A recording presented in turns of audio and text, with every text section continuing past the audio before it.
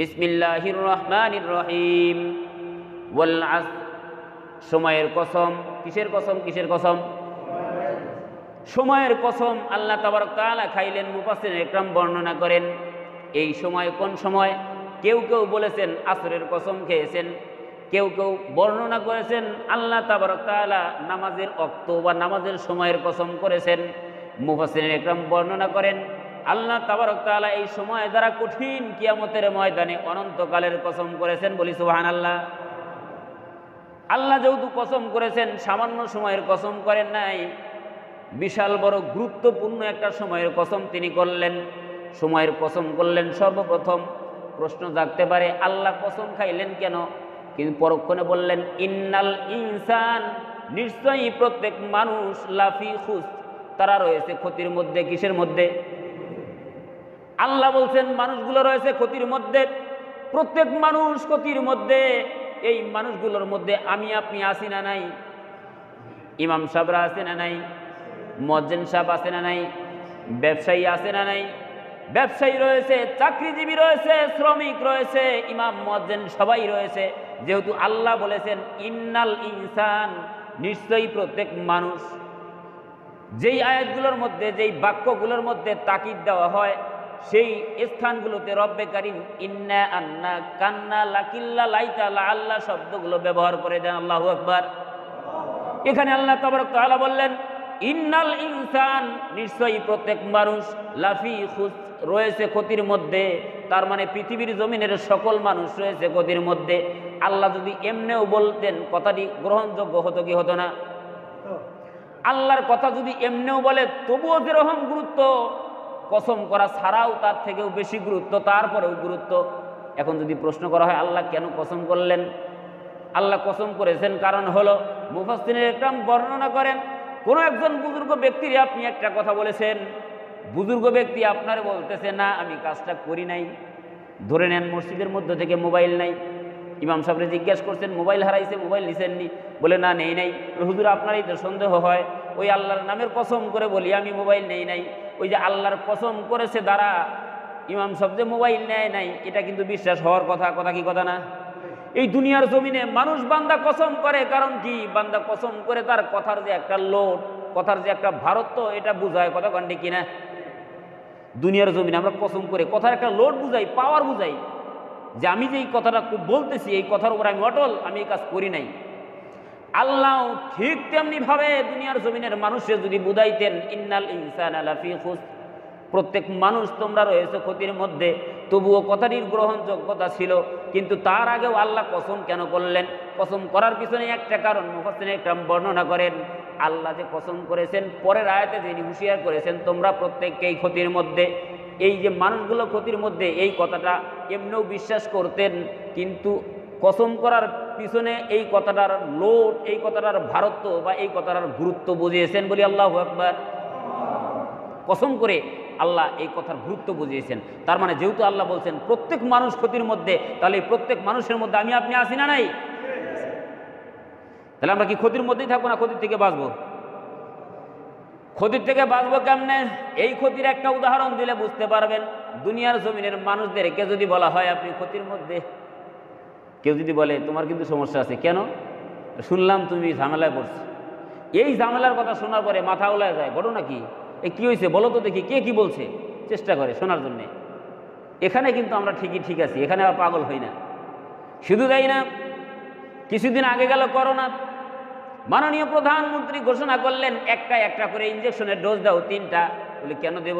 ক্ষতির মধ্যে পড়বে, যদি বাঁচতে চাও করোনার ডোজ দাও। দেয় কি? দিছে কি? দেয় নেই? দেয় নাই?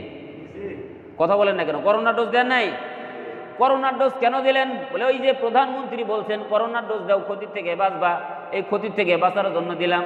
শুধু তাই না, আপনার বাড়িতে ছোট্ট বাচ্চাটি সোনামণি ঘুমিয়ে আছে, ঘুমন্ত বাচ্চা, মাইকে অ্যালার্ম হয়েছে অমুক বাড়ির আঙিনায়, করোনার ঠিকানা অমুক বাড়ির আঙিনায়, 0 থেকে এত বছরের বাচ্চাদের জন্য ইঞ্জেকশন দেওয়া হবে। একটা একটা করে করে 4-4টা ইঞ্জেকশনের ডোজ ক্লিয়ার করলো। এরপর বাড়ি আসার ব্যবধানে রাস্তার মধ্যেই বাচ্চার জ্বর আসে কি আসে না? আপনার ঘুমন্ত বাচ্চা কি জন্য ইঞ্জেকশন দিলেন? ইঞ্জেকশন দিয়ে বাড়ি আসতে না আসতেই বাচ্চার জ্বর আসলো। প্রশ্ন করলে বিবেকবানরা বলে ক্ষতির থেকে বাঁচার জন্য দিছি। হামের টিকা, পক্সের টিকা, পোলিও টিকা, এই টিকা সেই টিকা, বিভিন্ন টিকা দিয়ে দিয়ে বাচ্চার শরীরে জ্বর আসে কি আসে না? জবাব দেন, আসে কি আসে না? আসে। কারণ কি, কেন দেন? বলে উপর মহল থেকে নির্দেশ রয়েছে ক্ষতির থেকে বাঁচার জন্য। দুনিয়ার জমিনের মানুষ যখন আপনারে দিক নির্দেশনা দেয়, রাস্তা দেখায়, ক্ষতির থেকে বাঁচো, এখান থেকে বাঁচার জন্য পাগল পারা হয়ে যায়। ঘুমন্ত বাচ্চারে জাগাইয়া তুইলা নিয়া তার রানে রানে পেশিতে পেশিতে ইঞ্জেকশনের ডোজ দিতেও ক্লিয়ার করি না। আমি নিজের শরীরের ভিতরে ইঞ্জেকশনের ডোজ দিতেও ক্লিয়ার করি না। দুনিয়ার জমিনের ডাক্তার, ইঞ্জিনিয়ার যখন আপনারে কোনো পরামর্শ দেয়, সঙ্গে সঙ্গে গ্রহণ করি। কিন্তু রব্বে কারিম বললেন, ইন্নাল ইনসানা লাফি খুসর, নিশ্চয়ই প্রত্যেক মানুষ রয়েছে ক্ষতির মধ্যে। ডাক্তারের সে রব্বে কারিমের মাথা, রব্বে কারিমের মস্তিষ্ক, রব্বে কারিমের জ্ঞান কম না বেশি? ডাক্তারের মাথায় জ্ঞান দিলেন যিনি, তিনি কে? ডাক্তারের মাথায় জ্ঞান দিলেন যিনি, তিনি আমার রব। অথচ ওই ডাক্তারের কথা মোতাবেক একটা একটা করে 15টা ইঞ্জেকশনের ডোজ বাচ্চার শরীরে পুশ করলেন। কিন্তু দুনিয়ার জমিনে বাচ্চাটা যেন নাস্তিক না হয়, এই দুনিয়ার জমিনে বাচ্চা যেন মুরতাদ না হয়, এই দুনিয়ার জমিনে বাচ্চা যেন কোনো মুসলমানের সাথে খারাপ আচরণ না করে, এই 15টা ইঞ্জেকশনের ডোজের পাশাপাশি মাত্র বিবেকবান পুরুষ যারা রয়েছে, বিবেকবান বাবা যারা রয়েছে, মাত্র 2টা ডোজ দেওয়ার কথা ছিল। কয়টা? আপনি 15টা ইঞ্জেকশন দেন, সমস্যা নেই। ক্ষতির থেকে বাঁচার জন্য দিচ্ছেন, এটা দুনিয়ার জমিনের ক্ষতি। আল্লাহ বুঝাচ্ছেন, ইন্নাল ইনসানা লাফি খুসর, নিশ্চয়ই প্রত্যেক মানুষ রয়েছে ক্ষতির মধ্যে। এই ক্ষতির মধ্যে আমার আপনার সন্তানও আছে। মাত্র 2টা ডোজ দেওয়ার কথা ছিল সন্তানরে, একটা কোরআনের ডোজ, দ্বিতীয়টা রসুলের হাদিসের সুন্নাহর ডোজ। কথা কন ঠিক কিনা? ছোট্টবেলায় যদি আপনার সন্তানরে 15টা ডোজের পাশাপাশি মাত্র 2টা ডোজ দিতে পারতেন, এই সন্তান যত বড়ই হোক না কেন বাবার সাথে কখনো চোখ গরম করে কথা বলবে না। কথা কন ঠিক কিনা? এই সন্তানদের ছোট্টবেলায় কোরআনের শিক্ষা দেন, এই সন্তানদের হাদিসের শিক্ষা দেন। এই সন্তান যদি বড় ধরনের ম্যাজিস্ট্রেট হয়, নির্দোষী মানুষগুলোরে কখনো ফাঁসির মঞ্চে ঝুলাইয়া দেবে না। কথা কন ঠিক কিনা? কিসের জন্য? কিসের জন্য? বাচ্চা ছোট্টবেলায় 15টা ইঞ্জেকশনের ডোজের পাশাপাশি মাত্র 2টা ডোজ আপনি অভিভাবক হিসেবে দিয়েছেন, মাত্র 2টা। এই 2টা ডোজের কারণে বাচ্চা যত বড় ইঞ্জিনিয়ারই হোক না কেন, কোথাও রডের পরিবর্তে বাঁশ দিয়ে কাজ করবে না। কথা কন ঠিক কিনা? কারণ হলো বাচ্চা ছোট্টবেলায় কোরআনের ডোজ তার শরীরে ঢুকেছে, তার মস্তিষ্কে মগজে ঢুকেছে, কোরআন এবং সুন্নাহ মোতাবেক সে চলা শিখেছে। সে যত বড় ইঞ্জিনিয়ারই হোক না কেন, রডের পরিবর্তে অন্তত বাঁশ দিয়ে কাজ করবে না। সম্মানিত ভাইরা, বুঝাতে চাচ্ছিলাম, দুনিয়ার জমিনে আপনাকে যদি বলা হয় আপনি ক্ষতির মধ্যে রয়েছেন, গেলেন রাজীবপুরে বিভিন্ন ডাক্তারের কাছে, ওষুধ দিল, 1 দিন 2 দিন 3 দিন করে করে 7 দিন চলে গেল, আপনার রোগ ভালো হয় না। উপজেলা স্বাস্থ্য কমপ্লেক্সে গেলাম, সেখানে রোগ ভালো হলো না। এমনিভাবে ঢাকা মহানগরীতে গেলাম, ভালো হলো না। বিভিন্ন ডাক্তার দেখানোর পর ডাক্তার আপনার পরামর্শ দিল, যদি আপনি সুস্থভাবে বাঁচতে চান, হাতে যদি টাকা থাকে দেশের বাইরে গিয়ে চিকিৎসা হন, আর যদি হাতে টাকা না থাকে রুগীরে বাড়ি নিয়ে যায় ভালো মন্দ খাওয়ান। কয় কি কয় না? আমি মনে হয় ব্যর্থ, বুঝাইতে পারি না। ডাক্তার এরকম বলে কি বলে না? যদি অর্থ থাকে দেশের বাইরে নিয়ে যান। আমাদের দেশের বিভিন্ন এমপি মন্ত্রীরা তো আমরা দেখি পেট ব্যথার ওষুধের জন্য সিঙ্গাপুরে মেডিসিন ছাড়া ভালো হয় না। অবস্থা এরকম হয় কি হয় না? কিসের জন্য? কিসের জন্য? টাকার গরম। হাতে টাকা আছে, বাইরে থেকে মেডিসিন খাওয়া লাগবে, এরকম পরিবেশ হয় কি হয় না? হয়। বাইরে থেকে মেডিসিন খান, নইলে বাইরে গিয়ে চিকিৎসা হন, ভালো হবে। আর যদি ভালোভাবে বাঁচতে চান, বাইরে গিয়ে চিকিৎসা নেন। তা যদি অর্থ না থাকে, বাড়িতে গিয়ে ভালো মন্দ খাওয়ান, রুগীর বেশি সময় নেই। বিবেকবান যারা, দেশের বাইরে টাকা আছে, দেশের বাইরে গিয়ে চিকিৎসা হবে কি হবে না? হবে। দেশের বাইরে গিয়ে চিকিৎসা হলেন, ডাক্তার মাত্র মেডিসিন দিল 4টা। কয়টা? 4টা মেডিসিন দিল। আপনি কি রাগ করবেন নাকি? যে এত দূর থেকে আসছি, বাংলাদেশ থেকে আপনার এলাকায়, আপনার দেশে আসলাম চিকিৎসার জন্য, মাত্র 4টা ডোজ দিলেন, এই মাত্র 4টা ডোজ দিয়ে কি আমার রোগ ভালো হবে? ডাক্তারের সাথে কি তাকবারি করবেন না মেডিসিন খাবেন? মেডিসিন খাবে। কারণ কি? কারণ আমার ভালো থাকা লাগবে। ডাক্তার যদি বলে যদি সুস্থতার সহিত বাঁচতে চান, রাত্রের 12টা বেজে 30 মিনিট ওষুধ খাবেন, 1টা বেজে 40 মিনিট ওষুধ খাবেন, 2টা বেজে 50 মিনিট ওষুধ খাবেন, 3টা বাজবে যখন 4র্থ ডোজ খাবেন, তখন বাড়ি এসে পাগলা হয়ে যাব। কারণ কি? মোবাইল অ্যালার্ম দিয়ে রাখ, স্ত্রীর বলবো আমার জাগায় দিস, সন্তানরে বলবে জাগায় দিস, পাড়া প্রতিবেশীরে জাগায় দিস। কারণ দেশের বাইরে গেছি চিকিৎসার জন্য, সে চিকিৎসা দিয়েছে, মাত্র 4টা ডোজ, 4টা মেডিসিন দিছে। এই 4টা যদি গ্রহণ করতে পারি, তবে আমি দুনিয়ায় শান্তিতে বাঁচতে পারবো। সুতরাং 12টা বেজে 30-এই খাওয়া লাগবে, 31-এ খাবো না। 1টা বেজে 40 তখনই খাবো, 50-এ খাবো না। 2টা বেজে 50 ঠিক তখনই খাবো, এর ব্যতিক্রম করব না। 3টার সময় তখনই খাবো, এর ব্যতিক্রম করব না।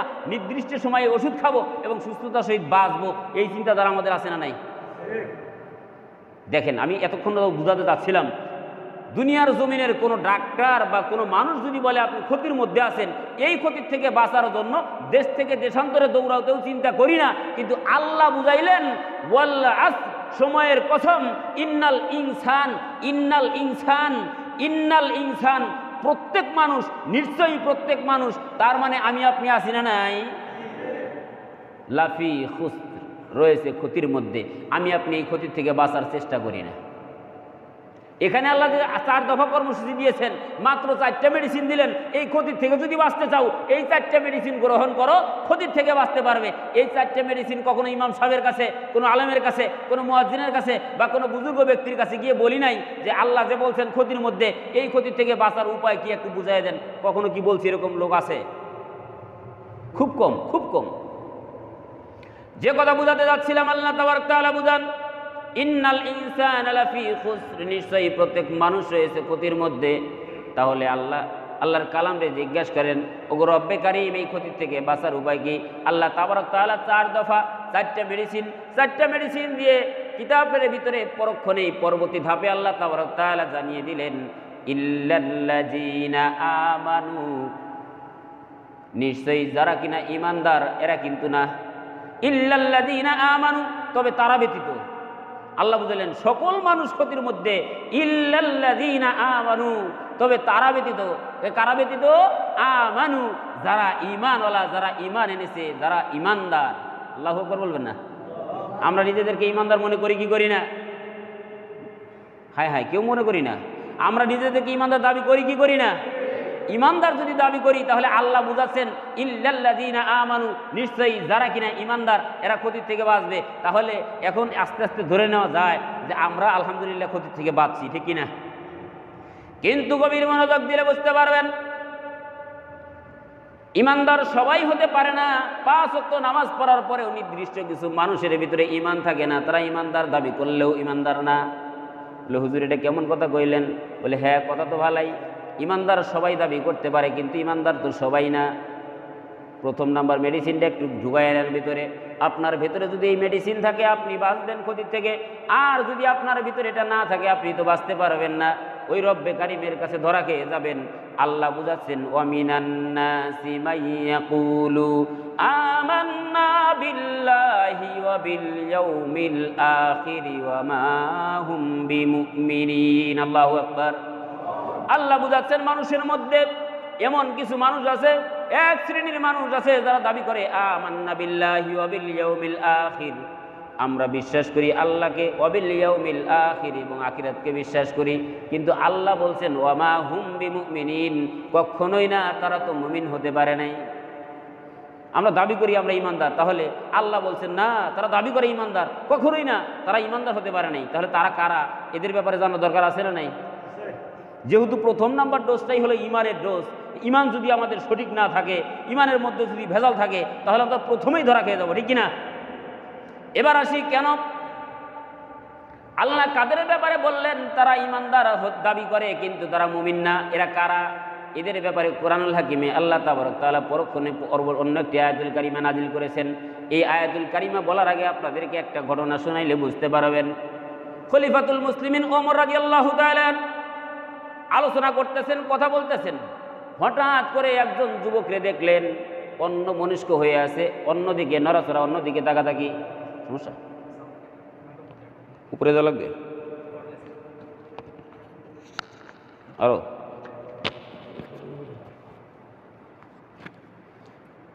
বলতেছিলাম ওমর রাদিয়াল্লাহু তাআলা আনহু, খলিফাতুল মুসলিমিন ওমর রাদিয়াল্লাহু তাআলা আনহু আলোচনা করতেছেন।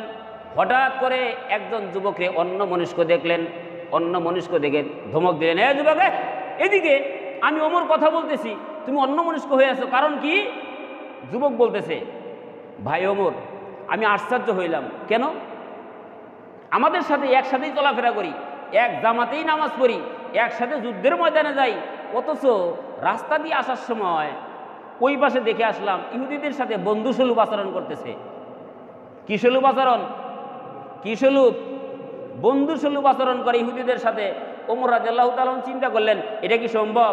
কোনো মুসলমান কি ইহুদিদের সাথে বন্ধুসুলভ আচরণ করে নাকি? বলে হ্যাঁ, আমি দেখে আসছি। বলে কে সে? কোন ব্যক্তি? কোন যুবক? এদিক সেদিক তাকায়া সরাসরি দেখাই দিলেন ওই যে সেই যুবক যে ইহুদিদের সাথে বন্ধুসুলভ আচরণ করেছে। ওমর রাদিয়াল্লাহু তাআলা ওই ব্যক্তির জিজ্ঞাসা করলেন, ঘটনা কি সত্য? বলে হ্যাঁ সত্য। বলে কেন তুমি ইহুদিদের সাথে বন্ধুসুলভ আচরণ করেছো? বলতেছেন যে আমি ইহুদিদের সাথে বন্ধুসুলভ আচরণ করেছি, কারণ হলো তারা আমাদেরকে কোনভাবে আক্রমণ করবে, আমাদেরকে কিভাবে হেনস্থা করবে, কিভাবে তারা আমাদের পাকড়াও করবে, কিভাবে তারা যুদ্ধ করবে, এটা তাদের কাছ থেকে আমি শুনবো আর মুসলমানদের জানাবো। আমি গোয়েন্দার কাজ করতেছি, গোয়েন্দা। ওমর রাদিয়াল্লাহু তাআলা চিন্তা করতেছেন কাজও তো ভালো, তবে ইহুদিদের সাথে যেহেতু বন্ধুসুলভ আচরণ, এর ফয়সালা তো আমি দেব না, তো বরঞ্চ রসুলের কাছে যাই, গিয়ে সমাধান নিয়ে আসি। যাওয়া হলো, রসুলের কাছে বিস্তারিত ঘটনা বললেন। যেহেতু সময় সংক্ষিপ্ত বুঝাতে যাচ্ছি, ঘটনা বলার পর আল্লাহর হাবিব চুপ থাকলেন। আল্লাহ আয়াত নাজিল করলেন, ওয়ামিনান নাসি মান ইয়াকুলু আমান্না বিল্লাহ ওয়া বিল ইয়াউমিল আখির ওয়া মা হুম বিমুমিনিন। মানুষের মধ্যে এক শ্রেণীর মানুষ আছে যারা দাবি করে আমান্না বিল্লাহ, আল্লাহর প্রতি ঈমান এনেছি, ওয়া বিল ইয়াউমিল আখির, আখিরাতকে বিশ্বাস করি, ওয়া মা হুম বিমুমিনিন, অথচ তারা মুমিনই হতে পারে নাই। এই আয়াত তেলাওয়াত করার পরে আমি যেরকম বাংলা বুঝাইতেছি, ওই আরবের মুহাম্মদ সাল্লাল্লাহু আলাইহি সাল্লামের কালানে ওই সময় ওই জামানায় বা এখনও বদি মক্কা মদিনায় কি আরবি বললে বাংলা বোঝানোর দরকার আছে? সকলের বুঝতে কোনো কষ্ট রইল না। আল্লাহর হাবিব কার ব্যাপারে বললেন, কাদের ব্যাপারে বললেন? পরক্ষণে আল্লাহর হাবিব আরো একটা আয়াত তেলাওয়াত করলেন, ওয়া ইযা লাকুল্লাযীনা আমানু ক্বালু আমান্না ওয়া ইযা খালাউ ইলা শায়াতিনিহিম ক্বালু ইন্না মাআকুম ইন্নামা নাহনু মুস্তাহজিউন। আল্লাহু আকবার। পরক্ষণে আল্লাহর হাবিব ক্লিয়ার করলেন, ওয়া ইযা লাকুল্লাযীনা আমানু ক্বালু আমান্না, যারা দাবি করে ইমানদার কিন্তু তারা ইমানওয়ালা না, তারা মুমিন হতে পারে নাই, তারা হলো ওই কিসিমের লোক, ওই শ্রেণীর লোক যারা দাবি করে ইমানদারদের কাছে যায় বলে আমান্না বিল্লাহ, আমরা আল্লাহর প্রতি ঈমান এনেছি। ওয়া ইযা খালাউ ইলা শায়াতিনিহিম, আর যখন শয়তানের দলের সাথে মেশে, যখন শয়তানের দলের সাথে একত্রিত হয়, এ ভাই একটু পরে যান না, শেষ করে দিব, দেরি করবো না।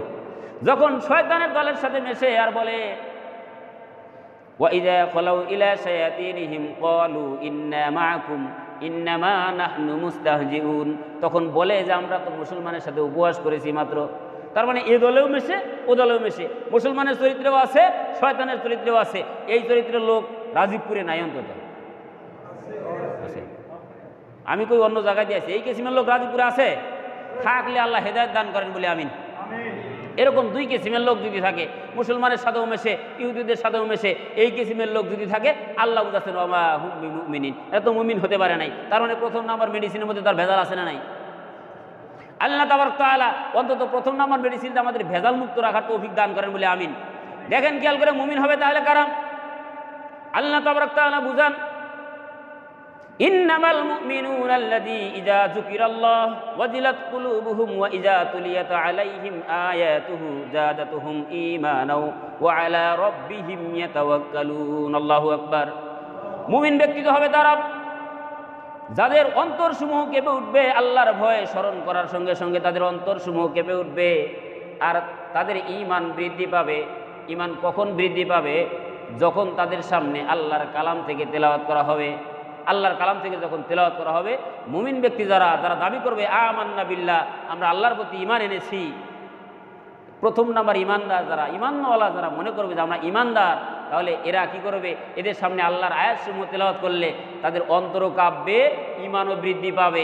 এখন আপনাদেরকে, আমাদের এলাকায়ও এরকম আছে, আমরা বলি যে আমরা কোরআনের কথা শোনাবো, কোরআনের আয়াত শোনাবো, কোরআন থেকে তাফসির করাবো। এই আয়াত শুনবে তো দূরের কথা, তাফসির মাহফিলের ব্যানার হারায় যায়, এরকম দৃষ্টান্ত আছে না নাই? তাফসির মাহফিলের ব্যানার হারায়, অথচ আল্লাহ বুঝাচ্ছেন যে ইমানদার তো তারা যাদের সামনে আল্লাহর কালামের আলোচনা করলে তারা আল্লাহর ভয়ে তাদের অন্তরসমূহ কেঁপে উঠবে, কোরআনের আয়াত শুনলে তাদের ঈমান বৃদ্ধি পাবে। আর এক শ্রেণীর জাতি আছে, এই কোরআনের আলোচনার কথা শুনলে তাফসির মাহফিলের ব্যানার পর্যন্ত হারায়া যায়। আফসোস হতভাগা জাতির জন্য, অথচ তারাও দাবি করে আমরা ইমানদার। তোমরাও যদি ইমানদার দাবি করো, তাহলে তো তাফসির মাহফিলের ব্যানার চুরি করো। কোন ধরনের চোর তোমরা? পাক্কা বাটপার। আল্লাহ বুঝান ওয়া মা হুম বিমুমিনিন, কখনোই না, তারা তো মুমিন হতে পারে না। আল্লাহর কালামের কথা শুনলে যাদের সহ্য হয় না, আল্লাহর কালামের কথা শুনলে যাদের ভালো লাগে না, এরা মুমিন হতে পারে না। প্রকৃত মুমিন তারা আল্লাহর আয়াত শুনলে আল্লাহর আয়াত শোনার পর অন্তর কাঁপবে তাদের, এবং কোরআনের আয়াত শোনার পর তাদের ঈমান সমূহ বৃদ্ধি পাবে, তারাই তো প্রকৃত মুমিন। কথা কন ঠিক কিনা? শুধু তাই না, আল্লাযীনা ইউকিমুনাস সালাতা ওয়া মিম্মা রাযাকনাহুম ইউনফিকুন, তাদের নামাজের ডাক আসলে, নামাজের সময় আসলে তারা নামাজে দাঁড়াবে। তাদেরকে যেই সমস্ত রিজিক দেওয়া হয়েছে এই রিজিক থেকে তারা আল্লাহর রাস্তায় খরচ করবে। কার রাস্তায়? কার রাস্তায়? নামাজের সময় নামাজে দাঁড়ায়।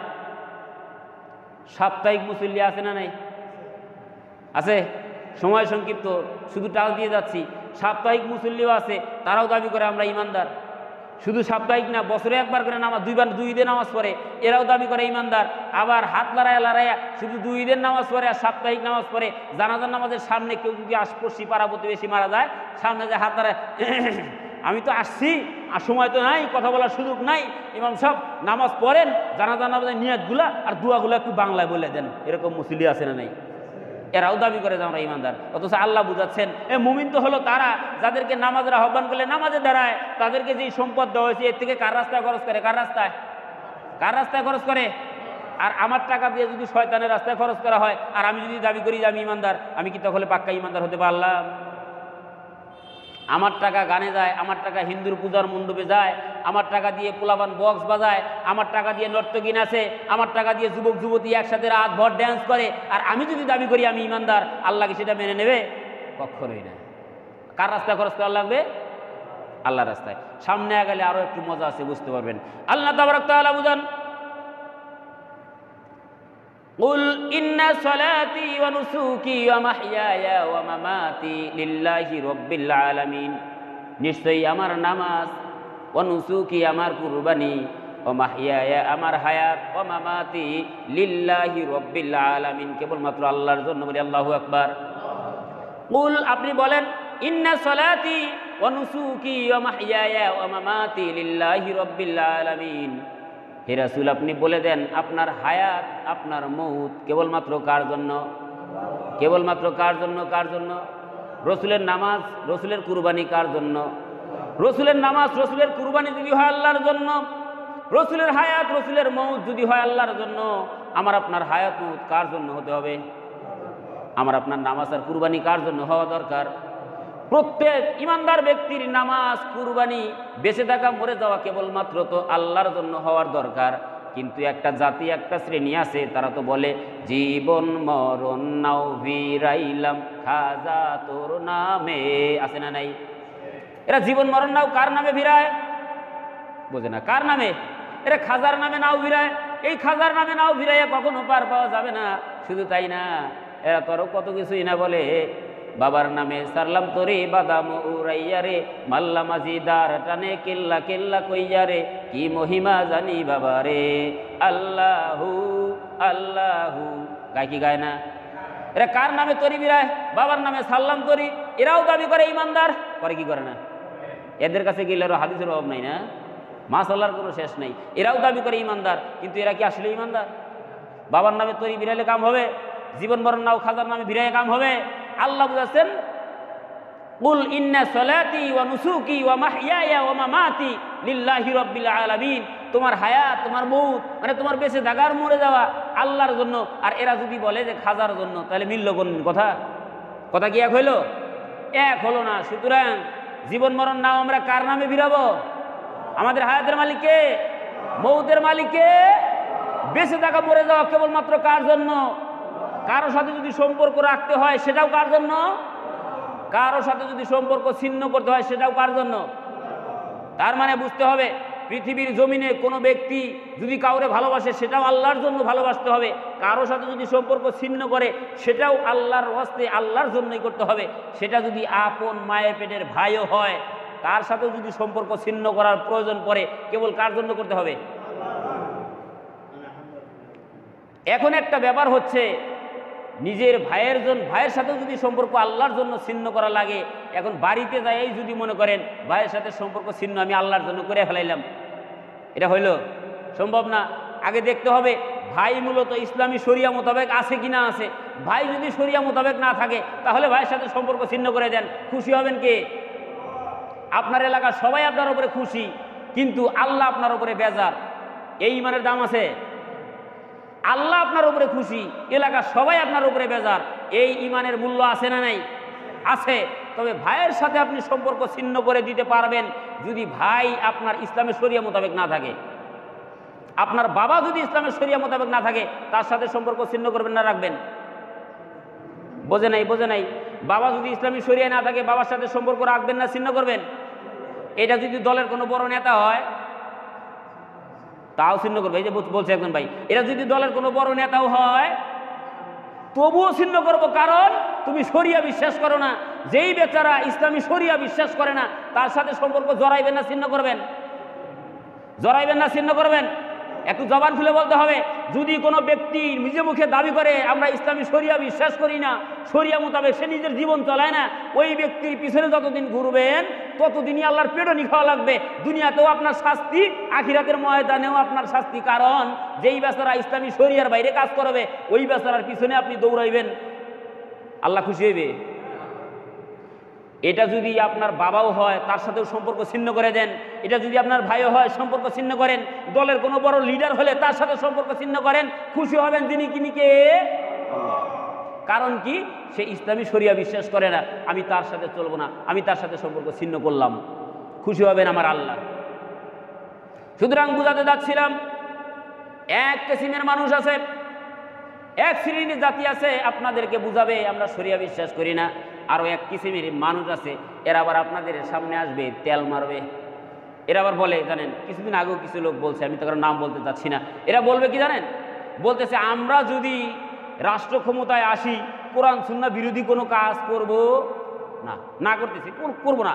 অনেকেই অনেকভাবে বিষয়টা মন্তব্য করেছেন, অনেকে অনেকভাবে বিষয়টা দেখেছেন, কিন্তু আমি মানুষটা একটু আলাদা কিসিমের, তো আমি মানুষটা একটু ব্যতিক্রম। অনেকেই তার প্রশংসা গুণগান গাইতে গাইতে অবস্থা খারাপ। আমরা যদি রাষ্ট্র ক্ষমতায় যাই, আসতে পারি, কোরআন সুন্নাহ বিরোধী কোনো আইন পাস করব না, তার মানে কথা ভালো না মন্দ? এই বোঝা যায় তাদের ভাষা ভালো, মতলব খারাপ। ভাষা ভালো, মতলব কি? কথা বলে না, মতলব কি? মতলব খারাপ। হুজুর মতলব যে খারাপ আপনি কেমনে বুঝলেন? একটা উদাহরণ দিয়ে আপনি বুঝবেন। যখন আপনার ঘাড়ে চাপ পড়বে তখন আপনার বোঝা সহজ হবে। আমি আপনারা বুঝাতে চাই, আপনার মেয়েরে কোনো ব্যক্তি বিবাহ করতে এসেছে, কি করছে? বোঝে না, কি করতে আসছে? বিবাহ করতে আসছে।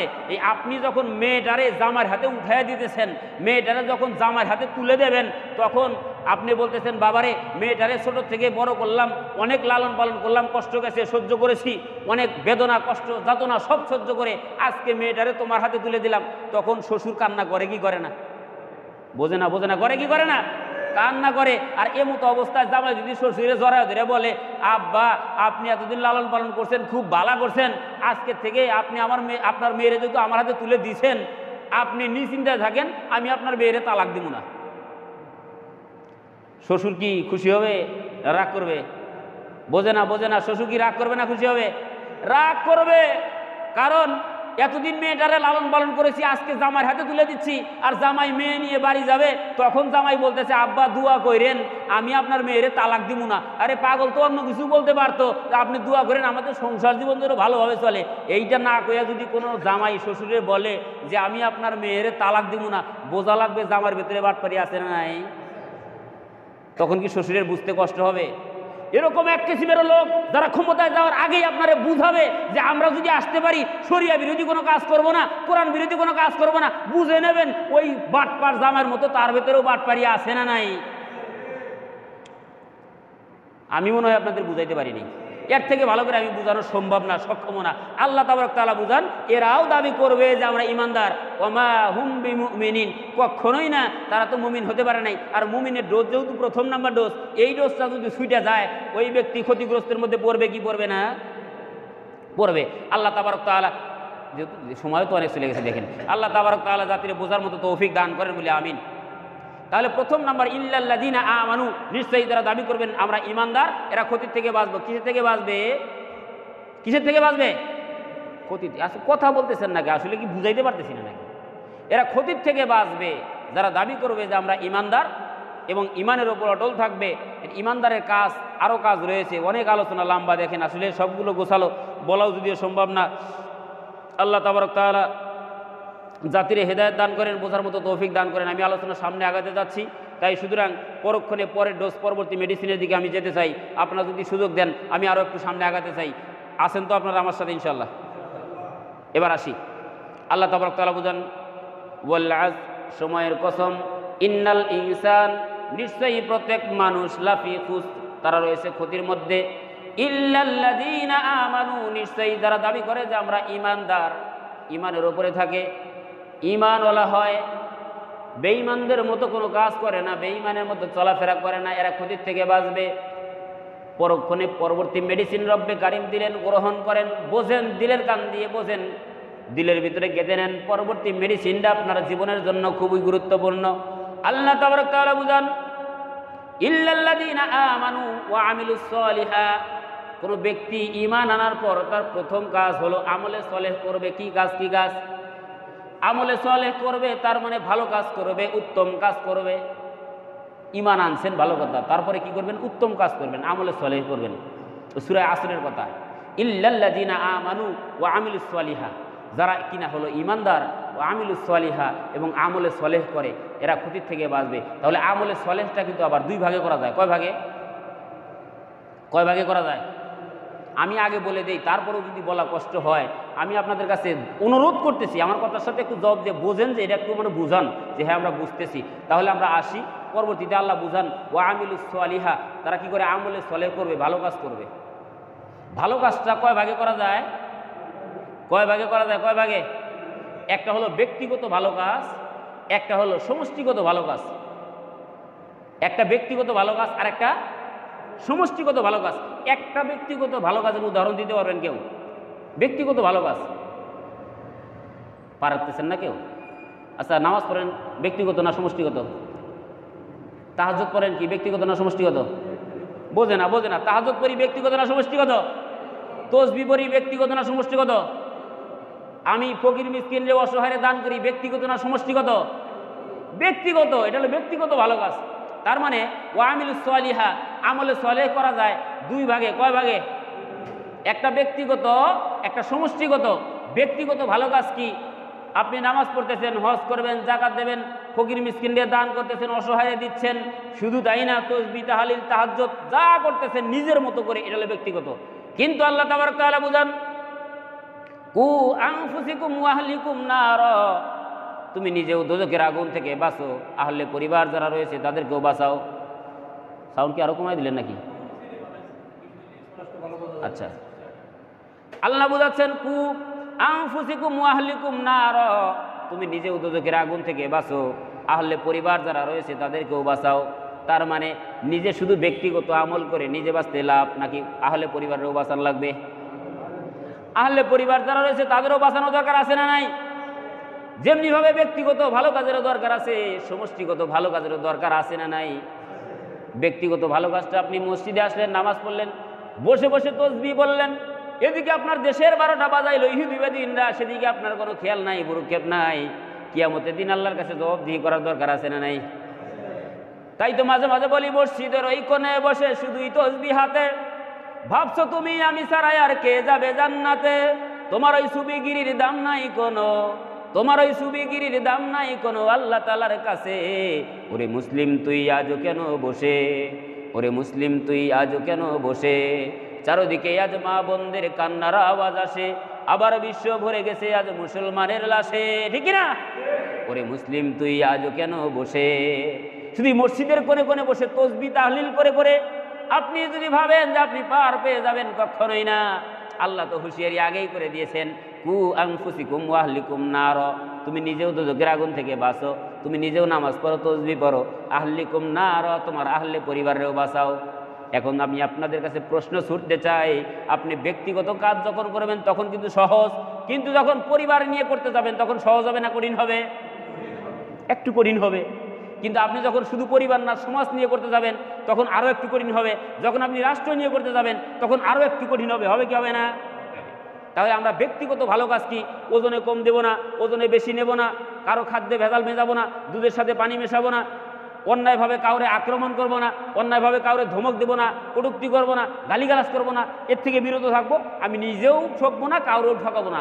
এটাই ব্যক্তিগত কাজ, ঠিক কিনা? সময় সংক্ষিপ্ত, তাই সংক্ষিপ্ত আমি এটাও বোঝাতে চাই, সমষ্টিগত ভালো কাজের একটা উদাহরণ দেন তো দেখি একজন। সমষ্টিগত ভালো কাজের একটা উদাহরণ দিতে পারবেন? দাওয়াতি কাজ করতেছেন, এটা সমষ্টিগত, আপনি একাও করতে পারেন। এটা দাওয়াতি কাজ করতে যাবো, আমি যদি সকালে ফজর নামাজের পর বের হয়ে যাই, এটা আমার একলাই করা সম্ভব। এই যে সমষ্টিগত ভালো কাজের ব্যাপারে আমি আপনাদেরকে একটা উদাহরণ দিলে বুঝতে পারবেন। এই যে এখন যে আমরা এখানে বসেছি, সমষ্টিগত না একক? আমরা একটা গোষ্ঠী কিন্তু এখানে বসছি, সবাই কিন্তু আসতে পারে নাই, মুষ্টিময় একটা গোষ্ঠী কিন্তু এখানে আমরা বসেছি, বলি আলহামদুলিল্লাহ। সবাই কিন্তু আসতে পারে নাই, এটা সমষ্টিগত না ব্যক্তিগত? সমষ্টিগত। তাফসীর মাহফিলের আয়োজন যারা করেছেন, সমষ্টিগত না ব্যক্তিগত? এটা একান্তও না, এটা কিন্তু ব্যক্তিগত না, এটা কিন্তু সমষ্টিগত কাজ। শুধু তাই না, আপনি যদি মনে করেন আপনার ওয়ার্ডে একটা মেম্বার বা একটা প্রতিনিধি বানাবেন, সদস্য বানাবেন, তাহলে ভালো একটা প্রতিনিধি যদি বানাতে চান, এটা কি একক কাজ, ব্যক্তিগত কাজ নাকি সমষ্টিগত কাজ? সমষ্টিগত কাজ। অবশ্যই আপনাকে সমষ্টিগত কাজ হতে হবে। যেমন আমি কিন্তু দ্বিতীয় মেডিসিনের দিকে আগাচ্ছি। আল্লাহ বুঝাচ্ছেন কি, ইল্লাল্লাযিনা আমানু, নিশ্চয়ই যারা ঈমানদার, ও আমিলুস সলিহা, আর আমলে সালেহ করবে, মানে ভালো কাজ করবে। আমি বুঝাতে চাচ্ছিলাম যে ভালো কাজটা দুই ভাগে করা যায়। কয় ভাগে? এককভাবেও করা যায়, আবার সমষ্টিগতভাবেও করা যায়। কিন্তু এককভাবে করলেই শুধু সে বুজুর্গ না, সমষ্টিগতভাবে করেই সে বুজুর্গ হতে পারে। সমষ্টিগতভাবে যখন আপনি করতে যাবেন, তখন একটা প্রতিনিধি বানাতে গেলে এককভাবে করবেন না সমষ্টিগতভাবে করবেন? ভালো একটা প্রতিনিধি যদি আপনি বানাতে চান, সমষ্টিগতভাবে ওই এলাকার সবাই মিলে যখন সাপোর্ট করবেন, তখনই তো না আপনি ভালো একটা প্রতিনিধি পাবেন, ঠিক কিনা? ঠিক ঠিক তেমনিভাবে উপজেলা পরিষদে যখন আপনার নির্বাচন আসবে, আপনি যদি চান কোরআনওয়ালা একজন মানুষে আমরা উপজেলায় দেখতে চাই, কোরআনওয়ালা কোনো মানুষকে যদি আপনি উপজেলায় দেখতে চান, এটাও কিন্তু আপনার একক কাজ না সমষ্টিগত কাজ? বোঝে না কি কাজ? কি কাজ? এটাও সমষ্টিগত কাজ। এই কাজটা যখনই আপনি করতে যাবেন, সবাই আপনার বোঝান লাগবে যে রাজীবপুর উপজেলা পরিষদটা যদি আমরা সুন্দরভাবে সাজাতে চাই, কোরআন দিয়ে যদি সাজাতে চাই, একজন কোরআন প্রেমী মানুষকে আমরা উপজেলায় বসাতে চাই, এই দাওয়াতের কাজ করে করে সবাই একত্র হয়ে সমষ্টিগতভাবে হলেই তো না সম্ভব, অন্যথায় কি সম্ভব? অন্যভাবে কোনোভাবেই সম্ভব না। সবাই মিলে যখন কাজ করব, সমষ্টিগতভাবে যখন কাজ করব, তখনই তো নাভাবে কাজ করা সম্ভব। কথা কন্ঠে কিনা? ঠিক তেমনিভাবে যখন সমষ্টিগতভাবে পরিবার চালাবেন, পরিবার আলোকিত হয়ে যাবে, সমাজ চালাবেন, সমাজ আলোকিত হয়ে যাবে, উপজেলাও যেরকমভাবে আলোকিত হয়ে যাবে। এই সমষ্টিগত কাজের মাধ্যমে দেশে আলোকিত করা সম্ভব কি সম্ভব না? দেশটাও আলোকিত করা সম্ভব। এই সমষ্টিগত কাজ যখন আপনি করতে যাবেন, আপনি দেশের প্রত্যেকটা মানুষকে নিয়ে যখন কাজ করতে যাবেন বা ভাবনা করবেন, চিন্তা করবেন, তখন উপর মহল পর্যন্ত যেই ব্যক্তিরে বসাবেন, ওই ব্যক্তিরা যদি কোরআন প্রেমী হয়, ওই ব্যক্তিরা যদি কোরআনের মানুষ হয়, কোরআন দ্বারা যারা রাষ্ট্র পরিচালনা করতে চায়, তাদেরকে যখন আপনি রাষ্ট্রপ্রধান বানাতে চাবেন, তখন যদি আপনি সমষ্টিগত ব্যক্তিগত আমল করেন, এটা কি সম্ভব? ব্যক্তিগত আমল করে কোনো রাষ্ট্রপ্রধান বানানো সম্ভব না। এই ক্ষেত্রেও আপনাকে অবশ্যই সমষ্টিগত আমলের দরকার আছে না নেই? বলে হুজুর এত আমল কেন করব, কি জন্য করব? এটা দরকার আসেনি। বলে দরকার তো অবশ্যই আছে। কই পাইলেন দরকার? আল্লাহ তাবারক তাআলা বুঝান, তাবারাকাল্লাযী বিয়াদিহিল মুলকু ওয়া হুয়া আলা কুল্লি শাইইন কাদির। পরক্ষণে এই দ্বিতীয় নম্বর আয়াতে তিনি স্পষ্টভাবে জানাই দিলেন, আল্লাযী খালাকাল মাউতা ওয়াল হায়াতা লিয়াবলুয়াকুম আইয়ুকুম আহসানু আমালা। ও দুনিয়ার জমিনের গোলাম, আল্লাযী খালাকাল মাউতা ওয়াল হায়াতা, আমি তো দুনিয়ার জমিনে মৌত এবং হায়াত দান করেছি তোমারে কিসের জন্য? আহসানু আমালা, আমলের দিক থেকে কে উত্তম এটা যাচাই করার জন্য। বলি আল্লাহু আকবার। আমলের দিক থেকে কে উত্তম এটা যাচাই করার জন্যই তো তোমারে পাঠাইছি। এখন তুমি ব্যক্তিগত আমল করো আর সমষ্টিগত আমল করো, আমল তুমি যেটাই করো, তোমার আমলের নিয়তটা কতটুকু, এটা কিন্তু আমি রব্বে কারিম যাচাই করব। আর এই যাচাই করার জন্যই আমি তোমারে পাঠাইছি। আর এই যাচাইয়ে যদি আমি আপনি ফেল খেয়ে যাই, হতাশ হয়ে যাই, কিয়ামতের দিন পার পাওয়া সম্ভব?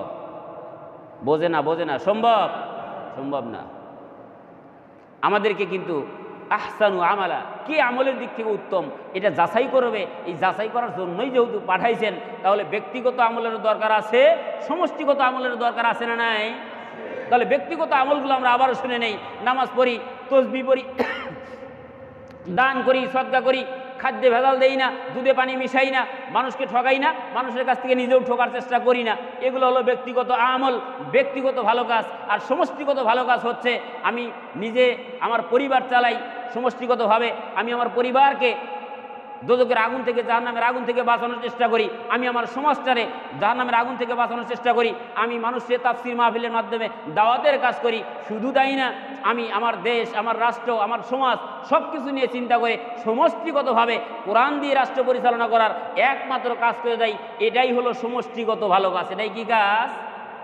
সমষ্টিগত ভালো কাজ। আল্লাহ তাবারক তাআলা এই সমষ্টিগত ভালো কাজ এবং একক ভালো কাজগুলো আমাদের করার তৌফিক দান করেন বলি আমিন। আল্লাহ দ্বিতীয় নম্বর মেডিসিন যেহেতু দিলেন, যেও দুনিয়ার জমিনে গোলাম ক্ষতির থেকে বাঁচতে পারবে, ইল্লাল্লাযিনা আমানু, ওই সমস্ত ব্যক্তি বাঁচবে, এরা ক্ষতিতে পড়বে না। এরা ব্যতীত আমানু, যারা কিনা ইমানওয়ালা, ইমানদার, ওয়া আমিলুস সালিহা, আর আমলে সলেহ যারা করে, ভালো কাজ যারা করে, সমষ্টিগত হোক আর ব্যক্তিগত হোক, এই কাজগুলো ভালো কাজগুলো করে। সুতরাং সমষ্টিগতরও দরকার আছে, ব্যক্তিগতরও দরকার আছে। দুইটা মিলেই যারা করে এরাও কিন্তু ক্ষতির মধ্যে পড়বে না, ক্ষতির থেকে বাঁচবে। আল্লাহ তাবারক তাআলা এই সমষ্টিগত এবং ব্যক্তিগত ভালো কাজ আমাদের দ্বারা করান এবং করার তৌফিক দান করেন বলি আমিন। সময় সংক্ষিপ্ত, সামনের দিকে আগে যাচ্ছি। আল্লাহ তাবারক তাআলা পরক্ষণে জানান, ইল্লাল্লাযিনা আমানু ওয়া আমিলুস সালিহাত, পরক্ষণেই তিনি তৃতীয় নাম্বার ডোজটা দিলেন, তৃতীয় নাম্বার মেডিসিন দিলেন, দুনিয়ার জমিনের গোলাম গ্রহণ করে নাও। ইল্লাল্লাযিনা আমানু ওয়া আমিলুস সালিহাত ওয়া তাওয়াসাউ বিল হক ওয়া তাওয়াসাউ বিল হক। হক মানে সত্য, সত্যের উপরে থাকবে সর্বক্ষণ সর্বদা। কিসের উপরে? কিসের উপরে? কিসের উপরে? আমার দিকে তাকান, লুক এট মি। সর্বক্ষণ কিসের উপরে থাকা লাগবে? সত্যের উপরে থাকবে। সত্য কি? এবার যদি জিজ্ঞাসা করা হয় সত্য কি, সত্য হলো আল্লাহর দেওয়া কালাম। আল্লাহর কোরআনের উপরে কি সত্য কোনো কালাম আছে? এই গ্রন্থ থেকে সত্য কোনো গ্রন্থ দেশে আছে? পৃথিবীর জমিনের প্রত্যেকটা গ্রন্থকার যখন গ্রন্থ লেখেন, প্রত্যেকটা লেখক যখন বইগুলো লেখেন, কত সুন্দর করে কিছু কথা লিখে দেন। আমার বইয়ের মধ্যে যদি কোনো ভুল থাকে ধরায় দিয়ে সংশোধন করবো, কয় কি কয় না? বলে কি বলে না? এই বইগুলোর মধ্যে আছে, আমার এই বইয়ের মধ্যে, কিতাবের মধ্যে কোনো ভুল থাকলে ধরায় দেন, সংশোধন করব। কিন্তু আল্লাহ তাবারক তাআলা সর্বপ্রথম সত্যের চ্যালেঞ্জটা দিলেন, জালিকাল কিতাব, এই সেই কিতাব, লা রাইবা ফি, এতে কোনো সন্দেহেরও অবকাশ নাই। আল্লাহু আকবার। এটা এমন সত্য একটা কিতাব, এই কিতাব এমন সত্য কিতাব, এই গ্রন্থ এমন একটি গ্রন্থ, লা রাইবা ফি, যাতে কোনো সন্দেহ নাই। এই সত্যের বাণীর ব্যাপারে আমরা ক্লাস 9-এ একটা গ্রন্থ পড়েছিলাম। কবি নজরুল তিনি লিখেছিলেন সত্যের বাণী। মুসলমান তরুণ সমাজদেরকে ডাক দিলেন, ও মুসলমান তরুণ সমাজ, তোমরা আজ বিশ্বের বুকে মাথা চারা দিয়ে দাঁড়াতে পারো না। বিশ্বের বুকে জাতি আজ মার খাচ্ছে, মুসলমান নির্যাতিত নিপীড়িত, একটা মাত্র কারণ হলো মুসলমান আজ সত্যের বাণী হারিয়ে ফেলেছে। কবি নজরুল ইঙ্গিত করেছেন, মুসলমান কোরআন হারাইছে বিদায় আজকে তামাম বিশ্বে মুসলমান মার খায়। কথা কন ঠিক কিনা?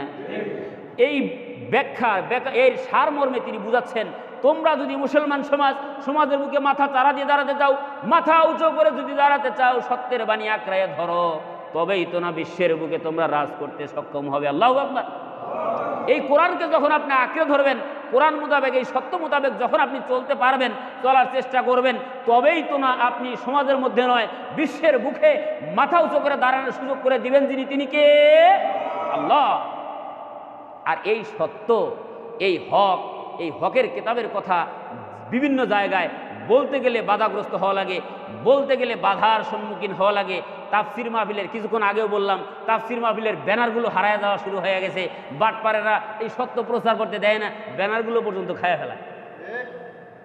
শুধু তাই না, এই সত্য প্রচারিত হোক, এই সত্যের প্রকাশ পাক, এই সত্য প্রচলিত হোক, এটা কিন্তু বাধা দেওয়ার লোক আজকেই যে দুনিয়ার জমিনে কেবলমাত্র তাই না, আবু জেহেল, উতবা সাহেবরাও চাইছিলেন কোরআনের বাতি জ্বলতে দেওয়া যাবে না। এটা কিসের বাণী? সত্যের বাণী। কিসের বাণী? সত্যের বাণী। আল্লাহ তাবারক তাআলা এই কিতাবের ব্যাপারে তিনি স্পষ্টভাবে বুঝাইলেন, ইয়া আইয়ুহান নাস, আল্লাহ তাবারক তাআলা বুঝাচ্ছেন, এটা এমন একটি গ্রন্থ যার ভিতরে রয়েছে সত্য মিথ্যার পার্থক্য, বান্দা হক এবং বাতিল, অন্ধকার এবং আলো, এটা কেবলমাত্র কোরআন থেকেই বিশ্লেষণ করে জানতে পারবে।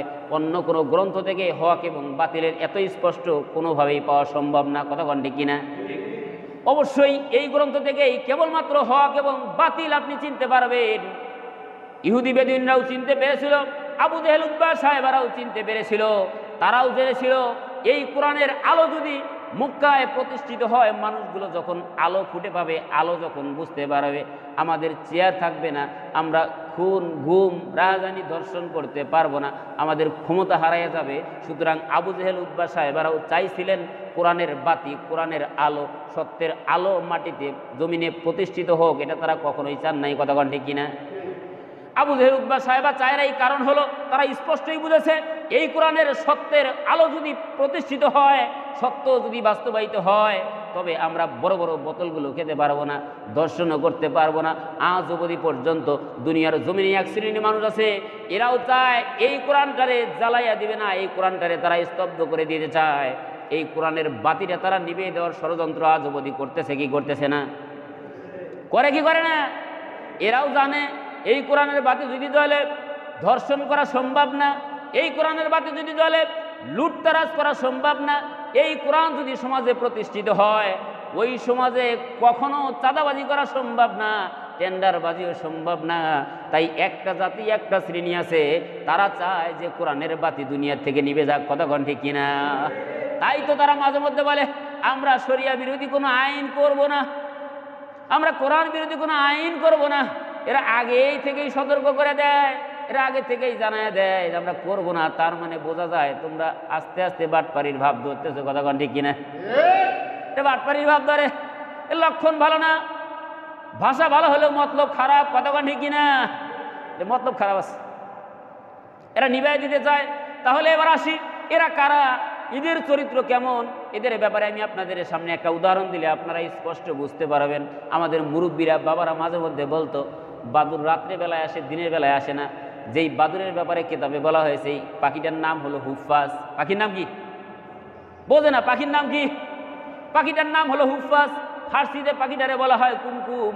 বাংলায় আমরা যেই পাখিটারে বাদুর হিসেবে জানি, কি পাখিটার নাম কি? বাদুর পাখি। কি পাখি? একটু জোরে বলা যাবে কি পাখি?